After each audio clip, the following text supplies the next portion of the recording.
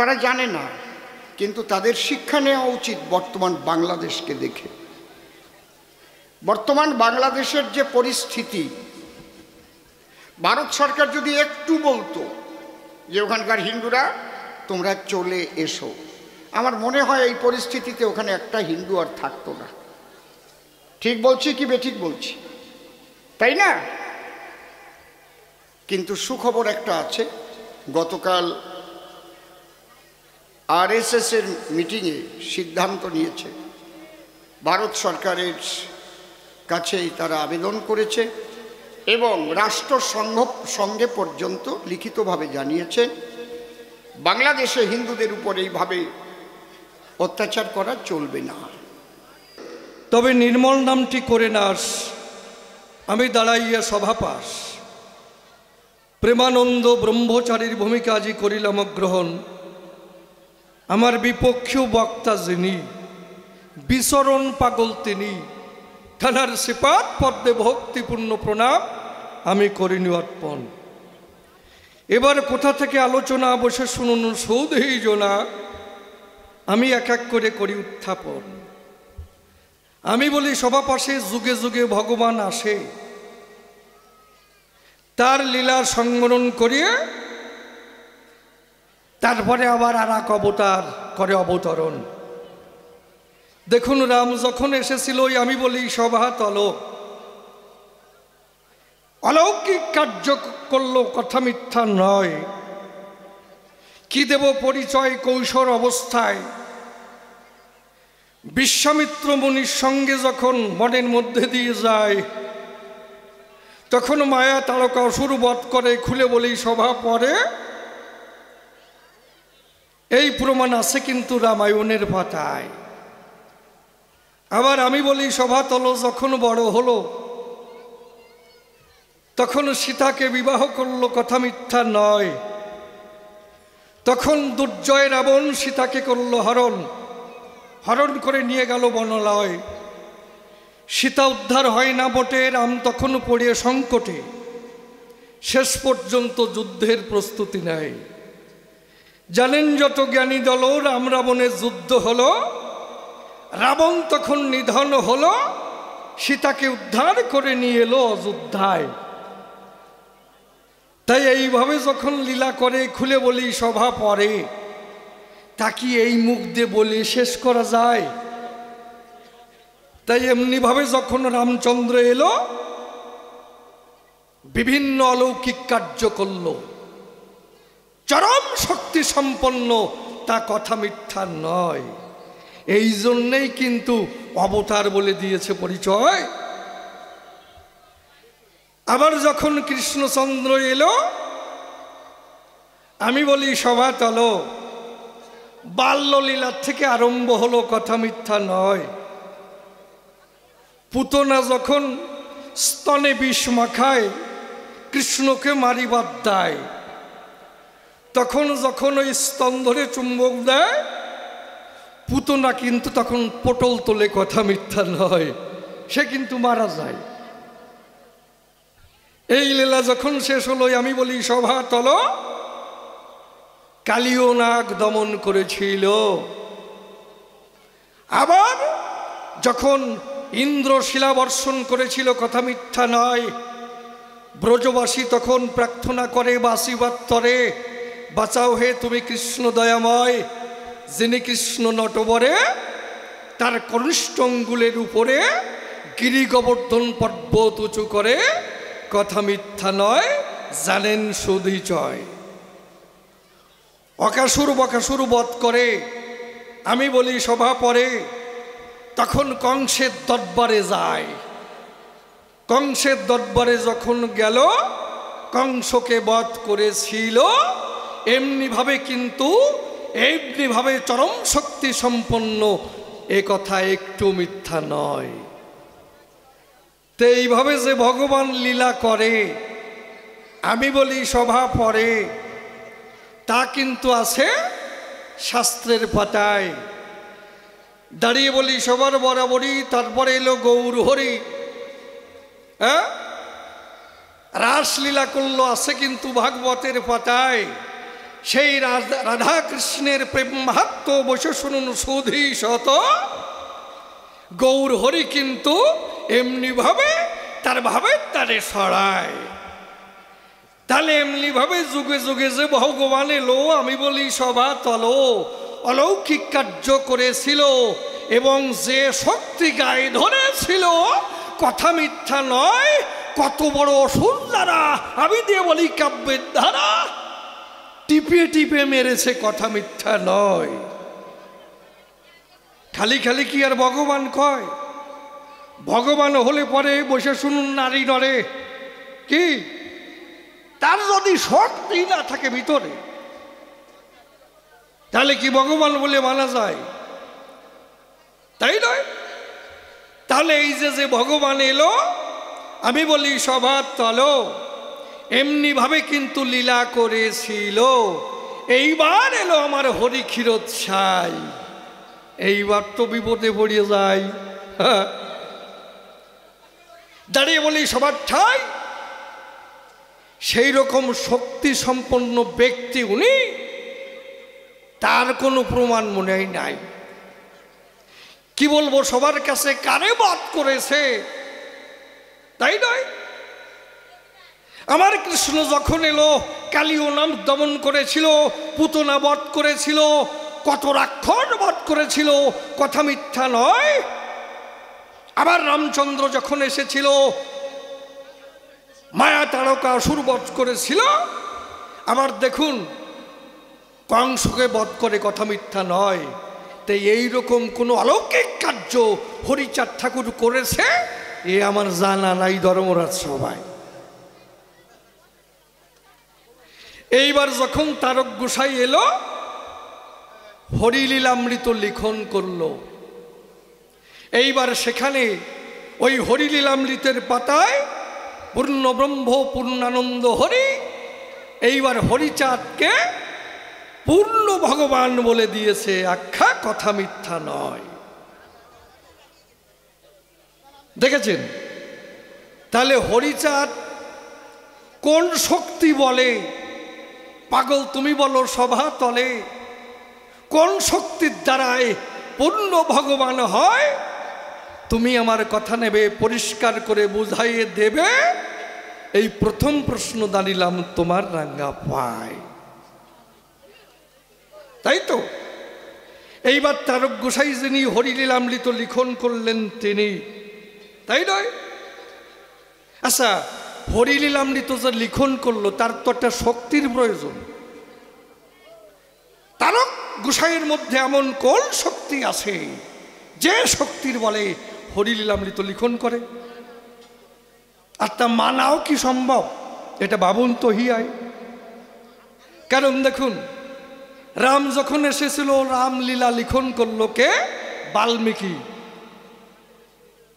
ব্রহ্মার বরে, খুলে বলি সভা পরে, সে বরপ্রাপ্ত হয়। সাধনা যখন করেছিল, ওই বাল্মীকি হলো, সেখানে কত বছর সাধনা করেছিল, তাই নয়?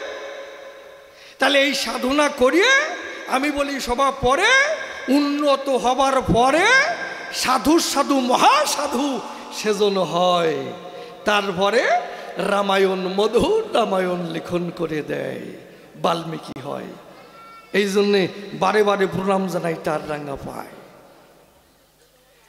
এইবার কৃষ্ণলীলা যখন হলো, সেই কৃষ্ণ তত্ত্ব, কৃষ্ণলীলা লিখন করলো কে? ব্যাসদেব। 14 শাস্ত্র, 18 পুরাণ, লবলক্ষ গ্রন্থ, বসে শুনুন জ্ঞানীবন্ত, এই বেদব্যাস কিন্তু রচনা করে দেয়। এমন চরম শক্তি ছিল, আমি বলি সভা তলো, সাধনায় মগ্ন হলো, সেজন একজন পরম সাধু হয়। সেই সাধুর মুখের কথা বসে শুনুন বিজ্ঞ শ্রোতা, ভাগবত, কত কিছু শাস্ত্র গ্রন্থ মানুষের দরবারে পৌঁছাইয়ে দেয়।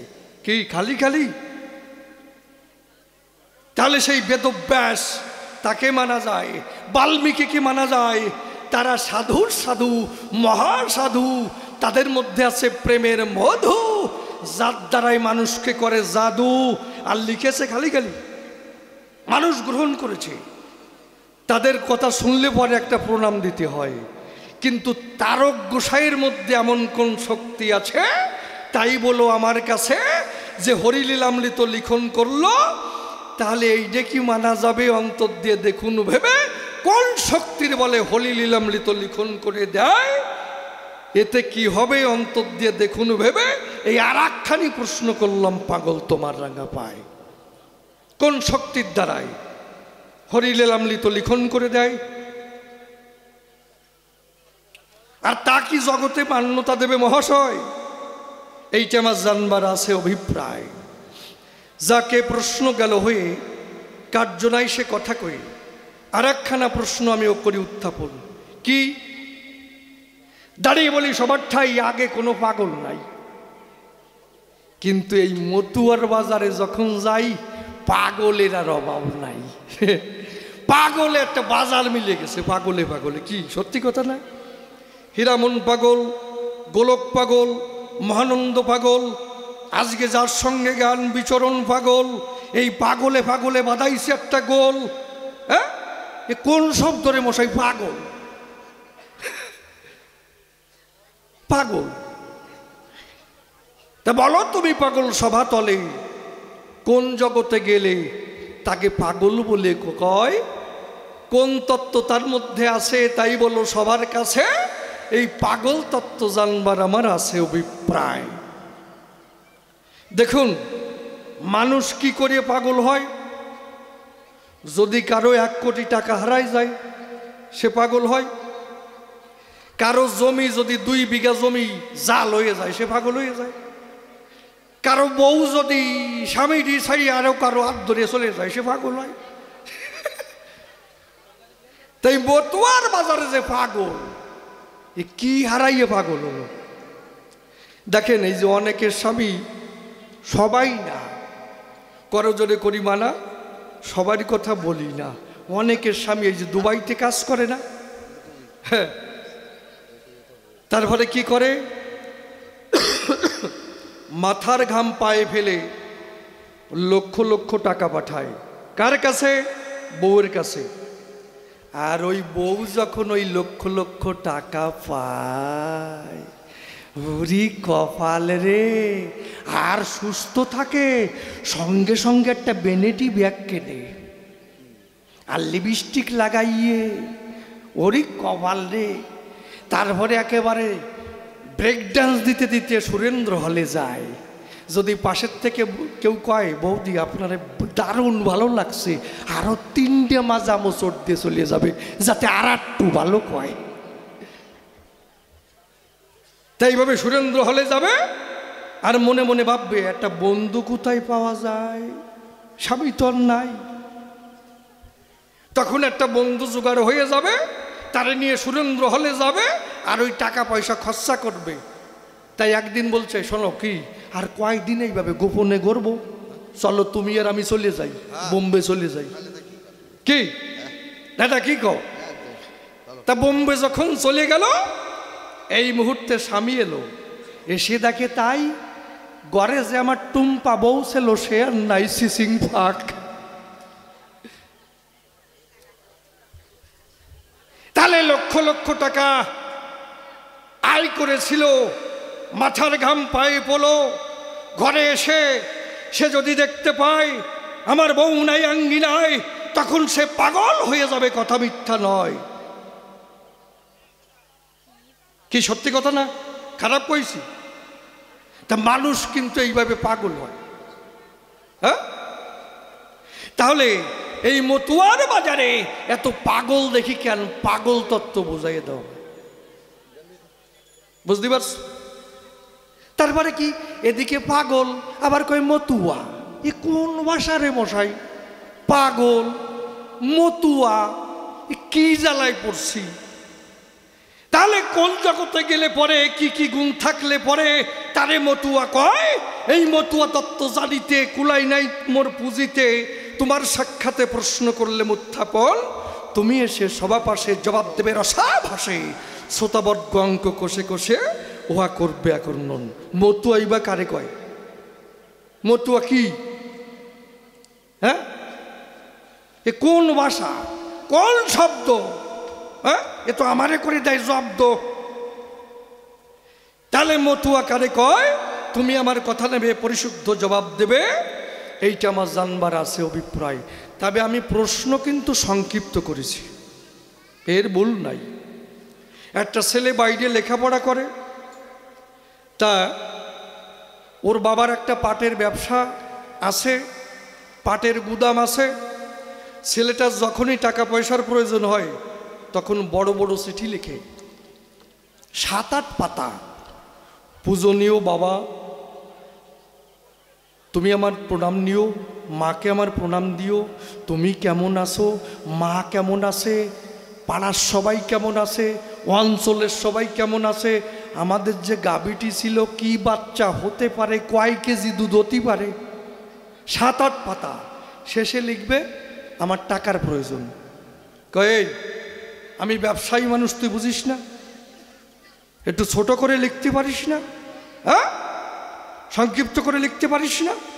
অত বড় চিঠি আমার পড়ার টাইম আছে। ছেলেটার রাগ হয়েছে, ও আমি বিদেশে থাকি, বাবা মায়ের মুখ দেখতে পাই না, একটু বড় করে চিঠি লিখি, তাই আমার বাবার পড়ার টাইম হয় না। আজকে সংক্ষিপ্ত লিখব, এমন সংক্ষিপ্ত লিখব বাবারও বোঝার কায়দা নাই। ছোট্ট একটি কাগজ ধরিয়ে রাগে রাগে লিখছে, পূজনীয় বাবা, নাই টাকা, পকেট ফাঁকা, ইতি তোমার খোকা। তাই এই চিঠি পৌঁছানোর আগের দিন কি বলবো রে বাপ, ওর বাবার পাটের গুদামে আগুন লেগে গুদামখানা পুড়ে হয়ে গেছে সাপ। এমন সময় ছোট্ট চিঠি পেয়েছে, বাবার মন তো আনন্দে ভরে গেছে, যাক ছেলের বুদ্ধি শুদ্ধি হয়েছে। ছোট করে লিখতে বলেছে, ছোট করে লিখেছে, খুলে দেখে ওরিস সর্বনাশ, পূজনীয় বাবা, নাই টাকা, পকেট ফাঁকা, ইতি তোমার খোকা। ওর বাবা কয়, আমারে বানাস বোকা, এই আমার বুদ্ধিও চোখা, আমিও জবাব দেবো, ওই চিঠির উল্টো পিঠে অন্য কোনো কাগজ লাগাবো না। তা ছেলে কি লিখেছিল, পূজনীয় বাবা, নাই টাকা, পকেট ফাঁকা, ইতি তোমার খোকা। বাবা জবাব দিচ্ছে, স্নেহের দুলাল, গুদাম পুড়ে সাপ, করো মাপ, ইতি তোমার বাপ। তা তুমি যেন এসে বলে না, স্নেহের দুলাল, গুদাম পুড়ে সাপ, করো মাপ, ইতি তোমার বাপ। তারপরে উঠবে তোমার কাপ, তোমার যে জবাবে সাপ। যাক, তবে আর বেশি বলে কার্য নাই সভাস্থলে। এইবার করি একখানা গানের আয়োজন। আছেন যত বিজ্ঞ শ্রোতা, পালন করে নীরবতা, আমার গানের দিকে রাখেন দিয়া মন।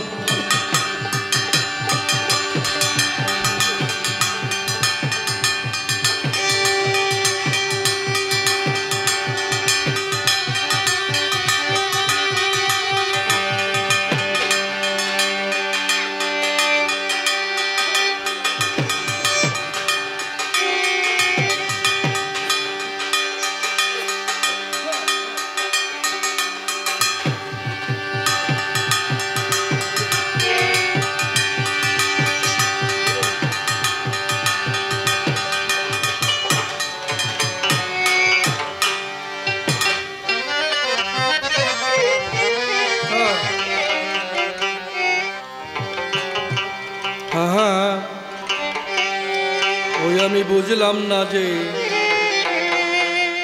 কি খেলা চলেছে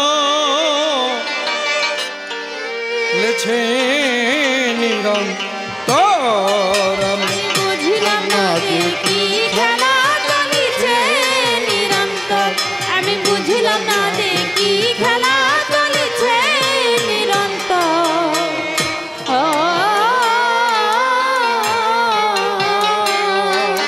ওরে অনন্ত এক চিন্তাই কাঁদে, অনন্ত এক চিন্তায় কাঁদে, অনন্ত এক চিন্তাই কাঁদে, বেঠি তোয়া মরন্ত। বুঝলাম না যে কি খেলা চলেছে নিরন্তর, আমি বুঝলাম না যে কি খেলা চলেছে নিরন্তর।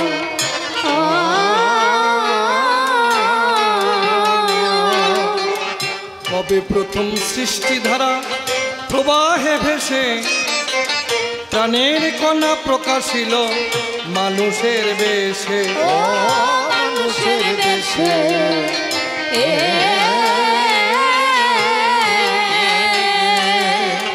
কবে প্রথম সৃষ্টি ধারা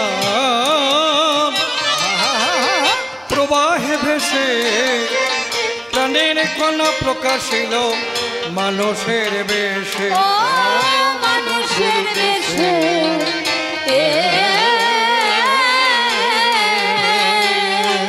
এসব যার ইচ্ছায় হয়েছে কেসে,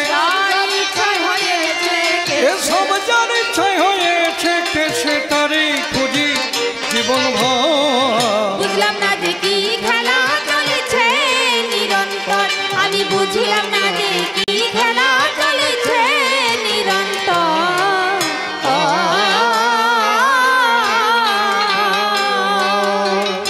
অনন্তকাল রকেট যদি চলে অনন্তে, পৌঁছাবে কি কোনোদিন সেই অনন্তের প্রান্তে? ও সেই অনন্তের প্রান্তে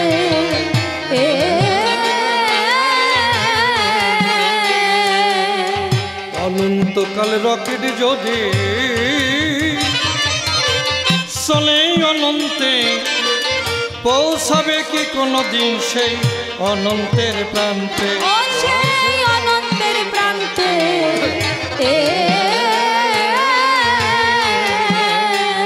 তোমরা কে পেরেছ তার জানতে, কে পেরেছ তারে তোমরা কে পেরেছ তার জানতে অনন্তকে নিরীশ্বর। বুঝলাম না যে কি খেলা চলেছে নিরন্তর, আমি বুঝলাম না যে কি খেলা চলেছে নিরন্তর।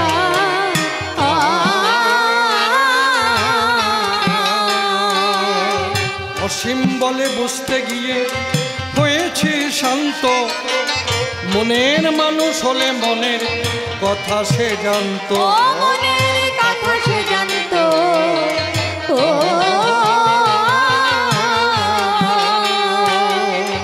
অসীম বলে বুঝতে গিয়ে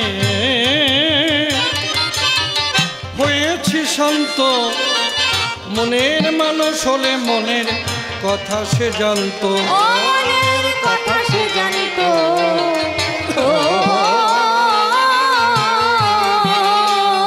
আমি অনন্ত পথের এক পান্থ, অনন্ত পথের এক আমি অনন্ত পথের এক পান্থ, সদা কাঁদে এই অঙ্ক।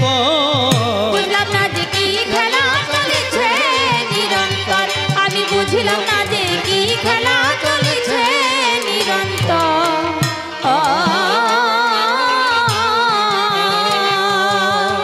যেভাবেতে প্রশ্ন করলেন দাঁড়িয়ে সভায়, আপনারা বসে বসে শুনলেন শুধু জয়।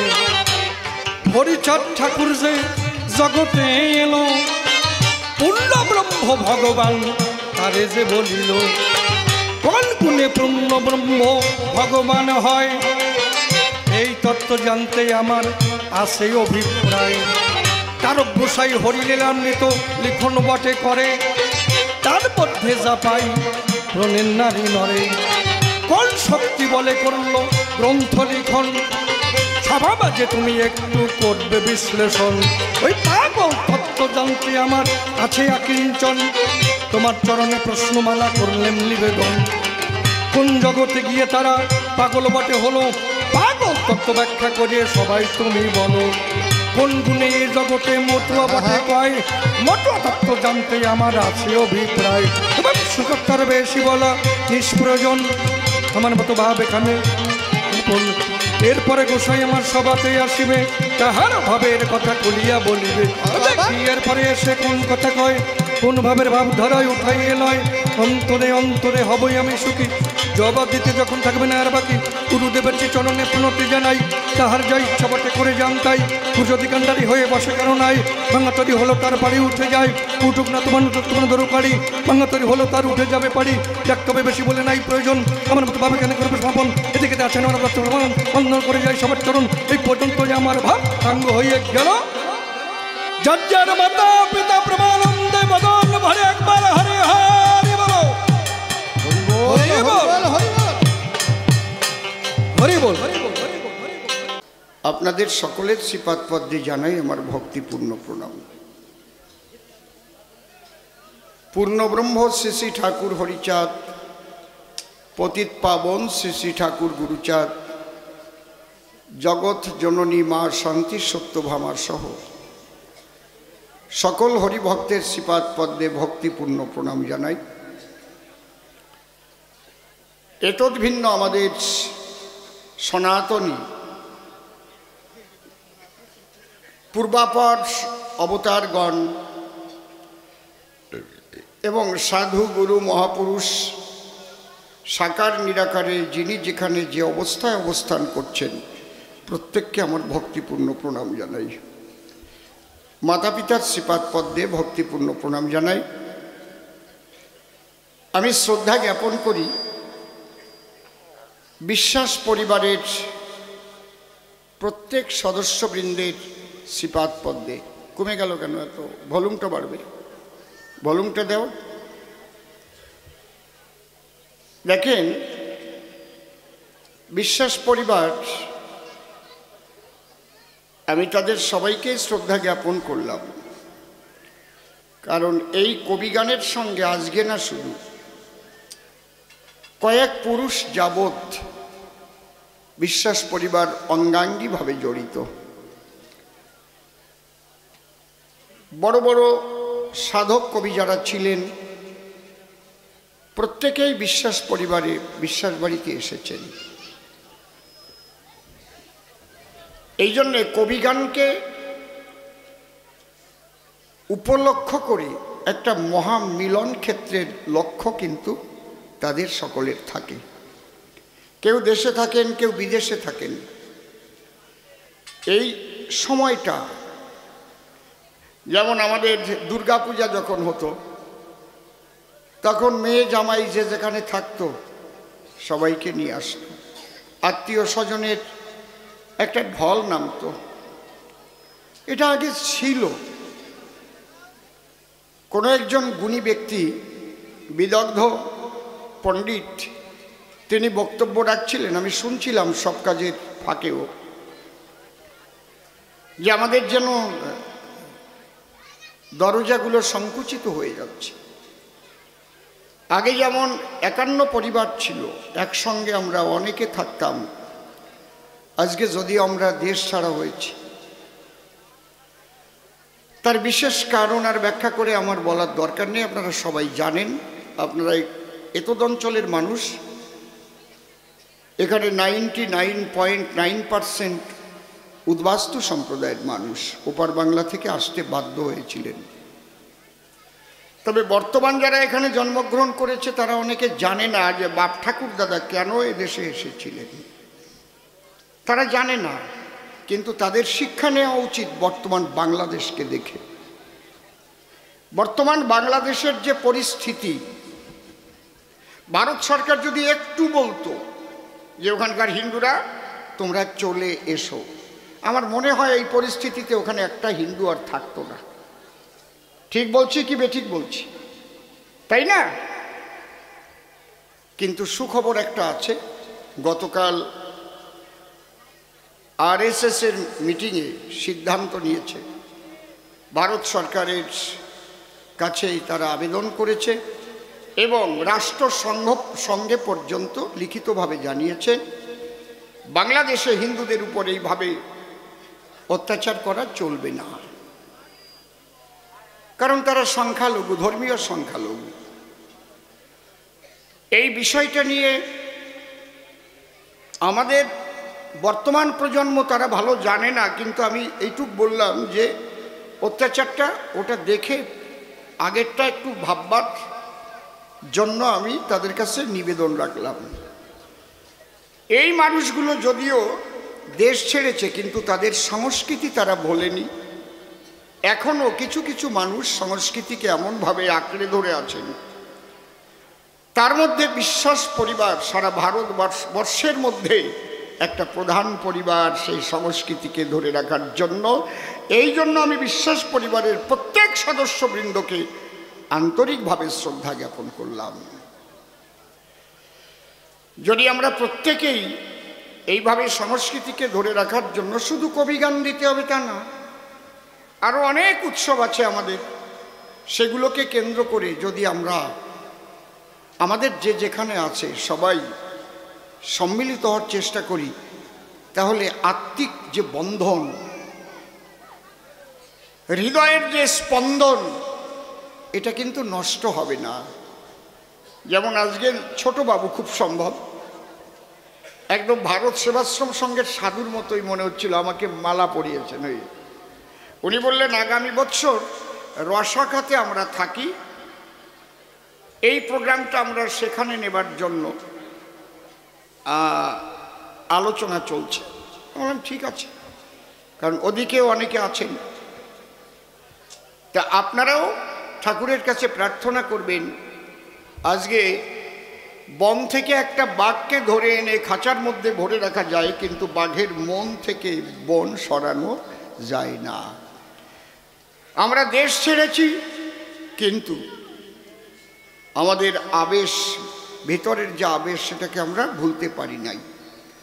দেশ ছেড়েছি বললেও ভুল হয়, কারণ আমাদের বসতভূমি ছেড়ে এখানে এসেছি। আমাদের তো ভারতবর্ষই দেশ ছিল। 14ই আগস্ট বাপ ঠাকুর দাদা ঘুমিয়েছিলেন ভারতের নাগরিক হিসেবে। 15ই আগস্ট তারা শুনলেন তারা ভারতের নাগরিক নেই, তারা পাকিস্তানের নাগরিক হয়ে গেছে। সে দোষ তো তাদের না, তারা তো ভারতেরই, অবিভক্ত ভারতের নাগরিক। যে জন্য অত্যাচারিত হয়েছিল, সেই জন্য তারা ভারতেই এসেছে। ভারতের নাগরিক ভারতেই এসেছে, ভারতের বাইরে কোথাও যায়নি তারা। আমি দৃঢ় কণ্ঠে কথা বলতে পারি যে আমরা ভারতের নাগরিকই ছিলাম, আমরা ভারতের নাগরিকই আছি, ভারতেই এসেছি। আমরা পাকিস্তানের নাগরিক না, আমরা ভারতের নাগরিক। আমাদের ধর্ম সনাতন। সবাই আপনারা আশীর্বাদ করবেন বিশ্বাস পরিবারের যে যেখানে থাকুক না কেন। বাবা হরিচাঁদ, বাবা গুরুচাঁদ, মা শান্তি সত্যভামা যেন তাদের কোলে করে রাখেন, কোনো সংকট যেন তাদের না আসে। তবে মানব জীবনে চলতে গেলে শুধু ফুলের মালা না, কাটার জ্বালাও নিতে হয়।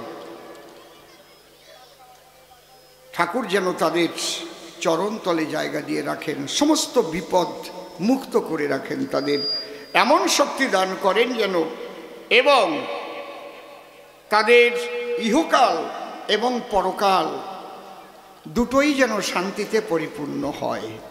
আমি ঠাকুরের কাছে এই নিবেদন রেখে এবার আমার ভূমিকার মধ্যে যাব। কবিগানের বিষয়বস্তু নিয়ে কিছু বলবো। আমি আপনাদেরই ঘরের ছেলে, আপনাদের আশীর্বাদের বলে দেশ বিদেশে ঘুরে ঘুরে এই কবিগান গাই। কবিগানের সুবাদে নির্বিবাদে ঘুরে বেড়াই। আমি আপনাদের কবি অসীম সরকার, আর কোনো পরিচয় আজ নাই দরকার। আমি কবি অসীম সরকার। কারণ কবিগান যারা শুনতে আসেন, দলমত জাতি ধর্ম নির্বিশেষে সবাই এসে কাব্যরস আস্বাদন করেন। আমি সকলের কবিগান যখন আমি গাই, সেখানে আমি সকলের কবি। তাই আপনাদের পুনঃ পুনঃ শ্রদ্ধা জানাই। আজকে যে প্রশ্নগুলো হয়েছে একটু ক্রিটিক্যাল প্রশ্ন, যদিও প্রশ্ন করবার জন্য নির্দেশ এসেছে, সেইভাবেই কিন্তু প্রশ্ন হয়েছে, আমরা বানিয়ে প্রশ্ন করিনি।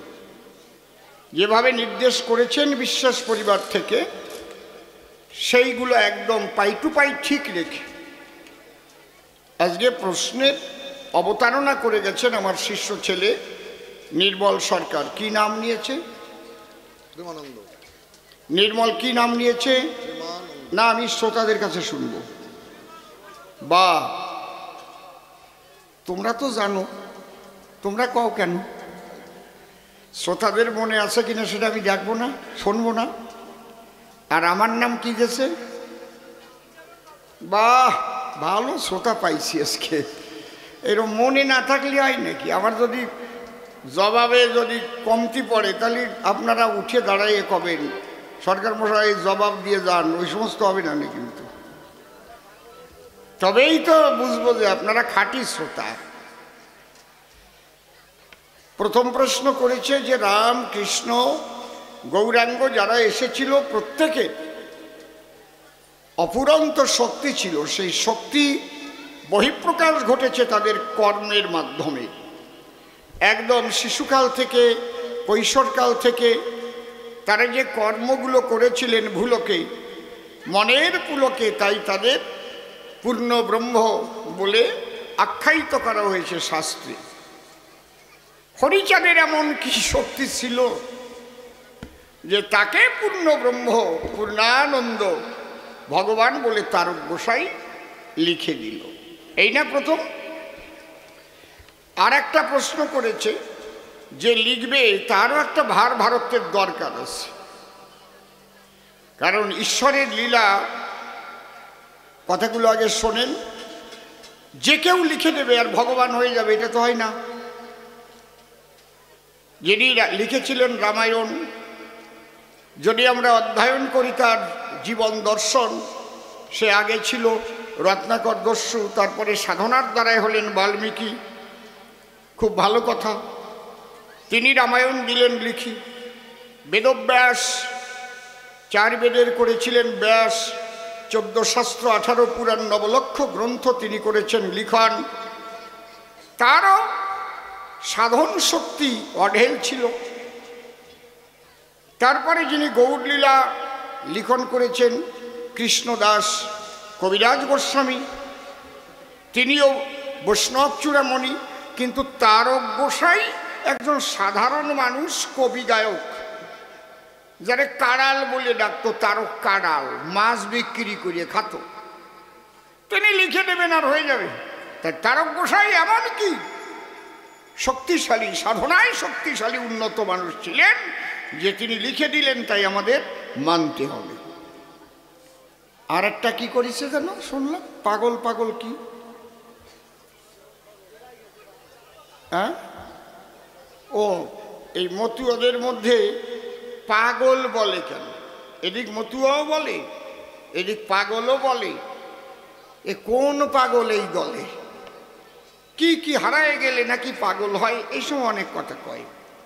তাহলে পাগল তত্ত্বের থেকে আগে ধরি, আমাদের যখন বিচরণ পাগলই বানাইছে নাকি?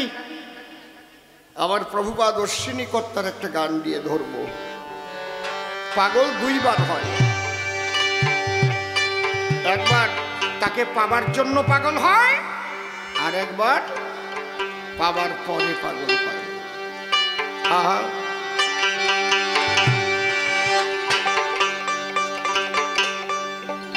জয় জয় পূর্ণ ব্রহ্ম শ্রী ঠাকুর হরিচাঁদ পতিত পাবন গুরুচাঁদ প্রেমানন্দে হরি হরি বাবা।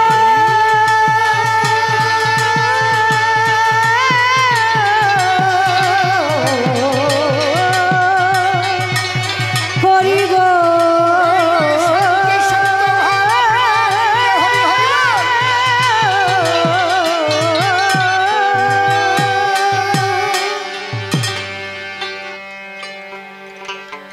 পাগল 2 বার হয়। হ্যালো, কমে গেল কেন? হ্যালো হ্যালো, রিভাইভটা কমে গেল, সাউন্ড কমে গেল। হ্যালো, দেখেছো কি হয়ে গেছে? বন্ধ হয়ে গেছে। হ্যালো, সেই ভাইব্রেশন কিচ্ছু নেই। হ্যালো, হ্যাঁ, কেন এরকম হয়েছিল? তোয়ালিয়ার ঘষা লাগছে নাকি? হ্যালো,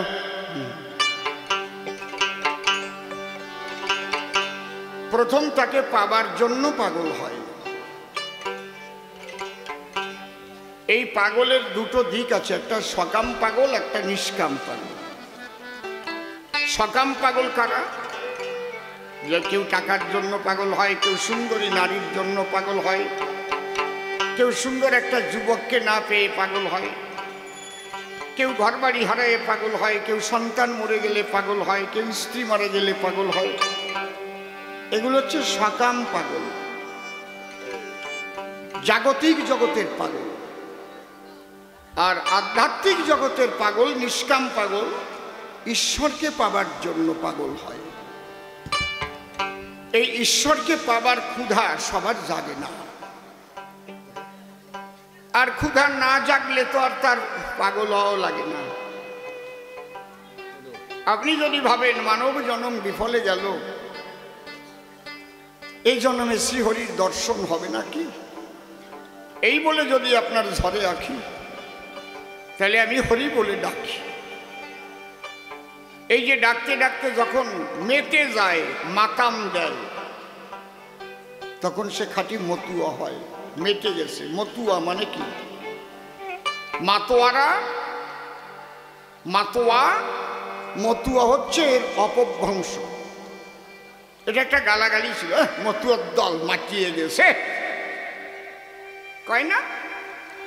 এটা হচ্ছে আমাদের গোপালগঞ্জে ভাষা। আবার ওই বরিশালে মতুয়া বলতো না, বরিশালে বলতো হালার পোহালা মৈক্যর দল মাইকে গেছে হালা। আবার কোনো কোনো জেলায় কয় হট্টি বলার পাট্টি।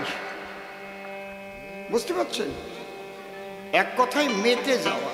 যেমন আমার ছোট বোন গান গায়, আমার একই মায়ের গর্ভে আমরা করেছি জন্মগ্রহণ, একই পিতার ঔরস। তাহলে ও আমার কনিষ্ঠ ভগ্নী, এটাও বলা যায়, ছোট বোনও বলা যায়, আবার কুট্টি বুন্ডিও বলা যায়। বুঝেছেন? মাতোয়ারা হয়ে যাও বলা যায়, মাতোয়া বলা যায়, আবার মতুয়াও বলা যায়। এই মতুয়া ছিল একটা ব্যঙ্গাত্মক গালাগালি শব্দ আর কি। কিন্তু বাবা হরিচাঁদ ঠাকুরের কাছে যখন নালিশ করেছিলেন ভক্তরা, বাবা আমাদের মতুয়া বলে গালি দেয়, বলে তোদের বলে মতুয়া? মতুয়া? বলে হ্যাঁ, ওই নামেই তোরা হবি খ্যাত, মতুয়া খ্যাত। যা, মতুয়া খারাপ না, মাইতে যা। আমি কি আমাতে আছি,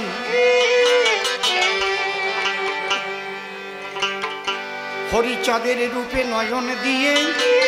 আরেকটু ভাই, ঘরে ঘরে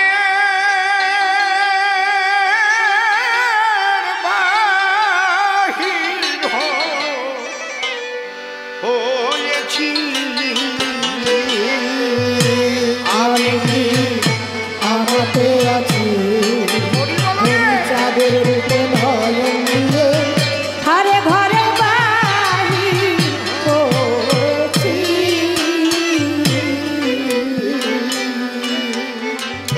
আবার মন পড়ায়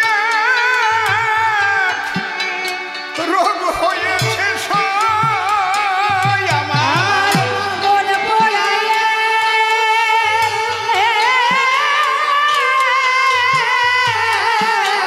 রোগ হয়েছে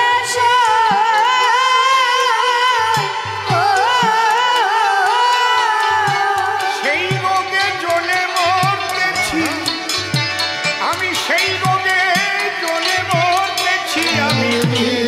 আমাতে আছি, হরিচাঁদের রূপে নয়ন দিয়ে। ঘরে ঘরে বাহির হয়েছি, শান্তি হরির যুগল পদ্ম হৃদ পদ্মে করে আরাধ্য শুদ্ধ চিত্তে প্রণতি জানাই।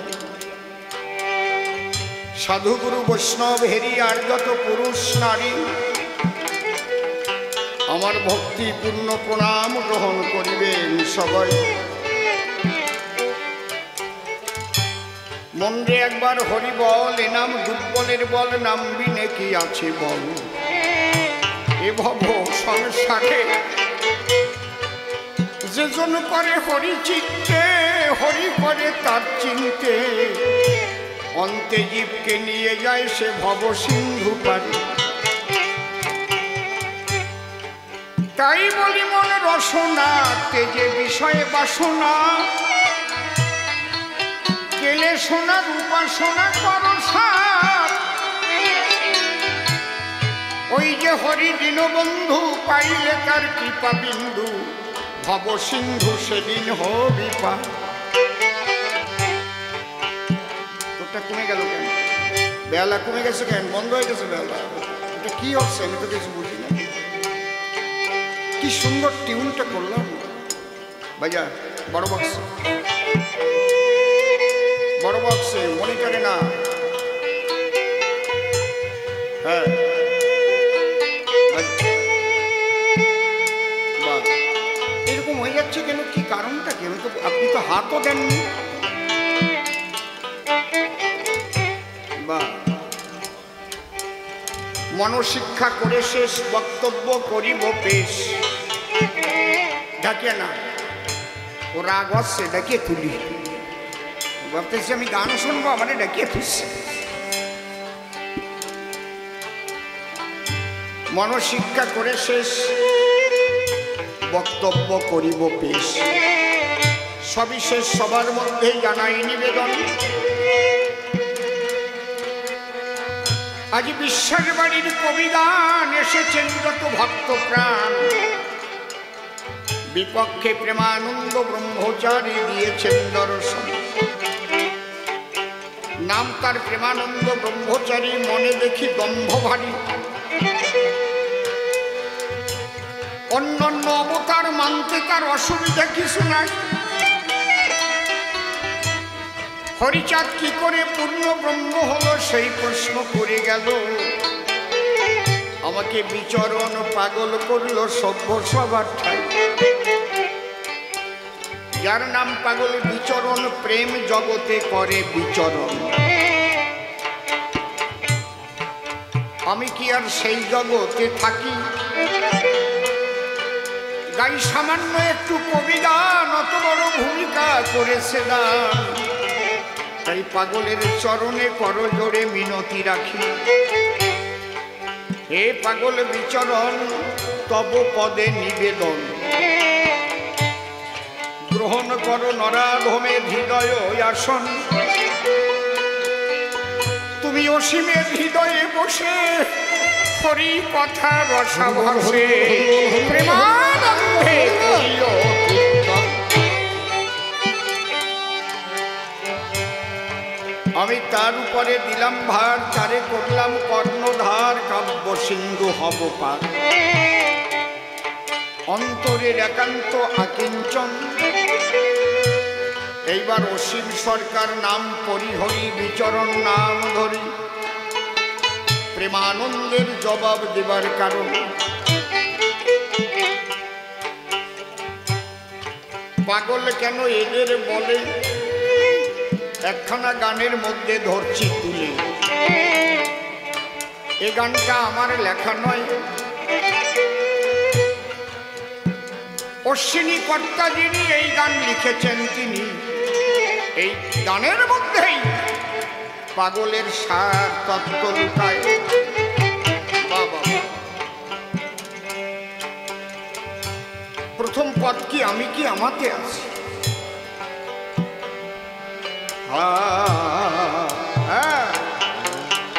স্থির হওয়া।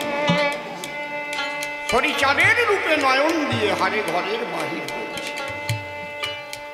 আমার মন পোড়া এক রোগ হয়েছে সই, সেই রোগের জ্বলে মরতেছে। আগে ছোট সময় পরাণ পড়তো, মনে আছে? পরাণ পড়া